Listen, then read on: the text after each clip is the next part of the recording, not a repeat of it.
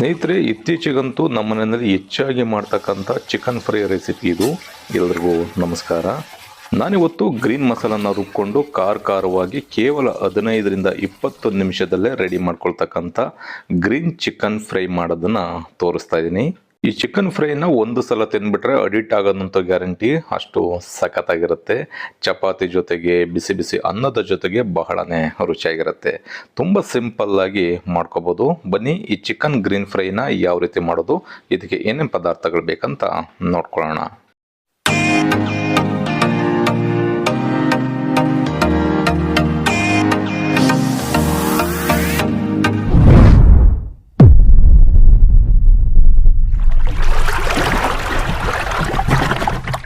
Chicken ಫ್ರೈನ ಮಾಡಲಿಕ್ಕೆ ಒಂದು 3/4 kg ಚಿಕನ್ನ clean ಮಾಡಿ ಕಟ್ ಮಾಡಿಸಿಟ್ಕೊಂಡಿದ್ದೀನಿ. ಇವಾಗ ಇದಕ್ಕೆ ಒಂದು ಮಸಾಲಾನ ರೆಡಿ ಮಾಡ್ಕೋಬೇಕು. ಯಾವ ರೀತಿ ರುಬ್ಕೊಳ್ಳೋದು ಅಂತ ನೋಡೋಣ ಬನ್ನಿ. ಮಸಾಲನ ರುಬ್ಕೊಳ್ಳಿಕ್ಕೆ ಒಂದು ಮಿಕ್ಸರ್ ಜಾರ್ನ ತಗೊಂಡು ಖಾರಕ್ಕೆ ಒಂದು 4-5 ಹಸಿಮೆಣಸಿನಕಾಯಿ ಸೇರಿಸ್ಕೊಳ್ತಾ ಇದ್ದೀನಿ. 1 ಗೆಡ್ಡೆ ಬೆಳ್ಳುಳ್ಳಿ, 1 ಇಂಚಿನಷ್ಟು ಶುಂಠಿ, ಒಂದು ಅರ್ಧ ಕಟ್ಟಿನಷ್ಟು ಪುದೀನ ಸೊಪ್ಪು, ಅರ್ಧ ಕಟ್ಟಿನಷ್ಟು ಕೊತ್ತಂಬರಿ ಸೊಪ್ಪು,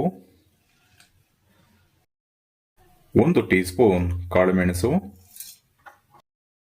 1 ಟೀ ಸ್ಪೂನ್ ಜೀರಿಗೆ, 1/4 ಟೀ ಸ್ಪೂನ್ ಅಷ್ಟು ಅರಿಶಿಣದ ಪುಡಿ, 1 ಟೊಮೊಟೊ. ಮಸಾಲನ್ನ ರುಬ್ಕೊಳ್ಳಿಕ್ಕೆ ಇಷ್ಟು ಪದಾರ್ಥನ ಸೇರಿಸ್ಕೊಂಡು ಈಗ ರುಬ್ಬೋದಕ್ಕೆ ಸ್ವಲ್ಪ ನೀರನ್ನ ಸೇರಿಸಿ ನೈಸಾಗಿ ಈ ಮಸಾಲನ ರುಬ್ಕೊಳ್ಳೋಣ. ಈಗ ಮಸಾಲನ ರುಬ್ಕೊಂಡಿದ್ದಾಗಿದೆ. ಬನ್ನಿ ಈಗ ಚಿಕನ್ ಫ್ರೈನ ಯಾವ ರೀತಿ ರೆಡಿ ಮಾಡ್ಕೊಳ್ಳೋದು ಅಂತ ನೋಡೋಣ.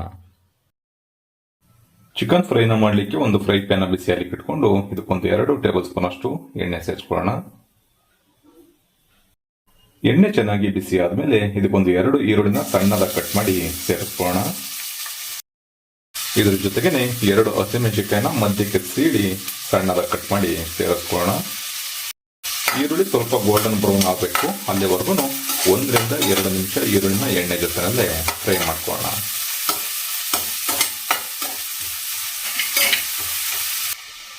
ಇವಾಗ ಇದಕ್ಕೆ ಕಟ್ ಮಾಡಿ ಇಟ್ಕೊಂಡಿರ್ತಕ್ಕಂಥ ಚಿಕನ್ನ ಸೇರಿಸ್ಕೊಳ್ಳೋಣ.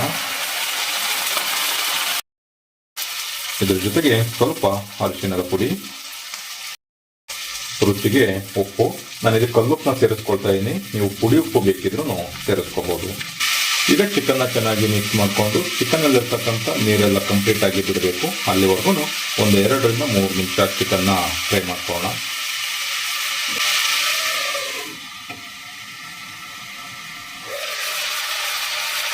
ಈಗ ಚಿಕನ್ ಒಂದು 2 ನಿಮಿಷ ಫ್ರೈ ಮಾಡ್ಕೊಂಡಿದ್ದೀನಿ. ಇವಾಗ ರುಬ್ಬಿಟ್ಕೊಂಡಿರ್ತಕ್ಕಂಥ ಮಸಾಲಾನ ಇದಕ್ಕೆ ಸೇರಿಸ್ಕೊಳ್ಳೋಣ.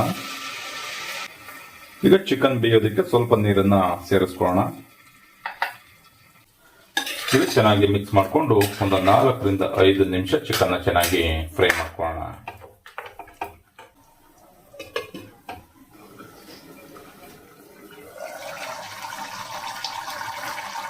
ಚಿಕನ್ ಈ ರೀತಿ ಒಂದು 4-5 ನಿಮಿಷ ಚೆನ್ನಾಗಿ ಫ್ರೈ ಆಗಬೇಕು. ಚೆನ್ನಾಗಿ ಫ್ರೈ ಆಗಿ ಸೇರಿಸಿರ್ತಕ್ಕಂಥ ನೀರೆಲ್ಲ ಗಟ್ಟಿ ಆಗ್ತಾ ಇದೆ ಅಂತ ಅಂದಾಗ ಇದಕ್ಕೆ ಸ್ವಲ್ಪ ಗರಂ ಮಸಾಲ ಹಾಗೆ ಧನಿಯಾ ಪುಡಿನ ಸೇರಿಸ್ಕೊಳ್ಳೋಣ. ಒಂದು ಅರ್ಧ ಟೀ ಸ್ಪೂನ್ ಅಷ್ಟು ಗರಂ ಮಸಾಲ,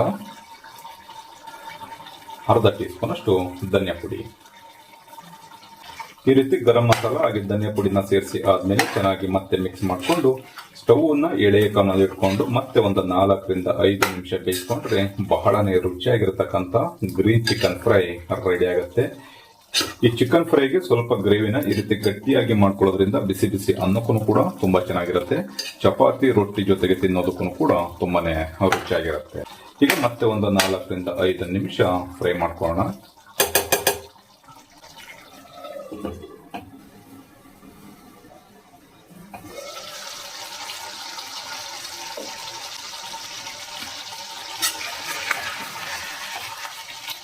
ನೋಡ್ಬೋದು ಸ್ನೇಹಿತರೆ, ಒಂದು 8-10 ನಿಮಿಷ ಮತ್ತೆ ಚಿಕನ್ ಚೆನ್ನಾಗಿ ಬೇಯಿಸ್ಕೊಂಡಿದ್ದೀನಿ.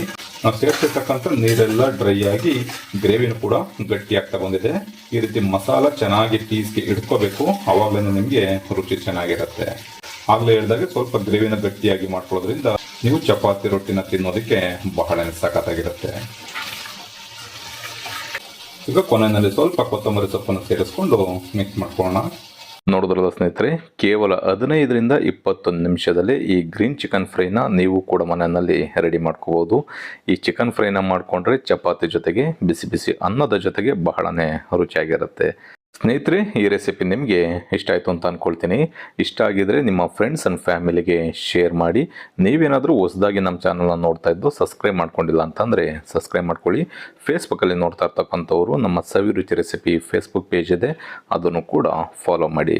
ಮರಿದೇನೆ ಈ ಚಿಕನ್ ಗ್ರೀನ್ ಫ್ರೈನ ನೀವು ಕೂಡ ಮನೆಯಲ್ಲಿ ಒಂದು ಸಲ ಟ್ರೈ ಮಾಡಿ ಹೇಗಿತ್ತು ಅನ್ನೋದನ್ನು ಕಮೆಂಟ್ ಮಾಡಿ ತಿಳಿಸಿ. Thank you.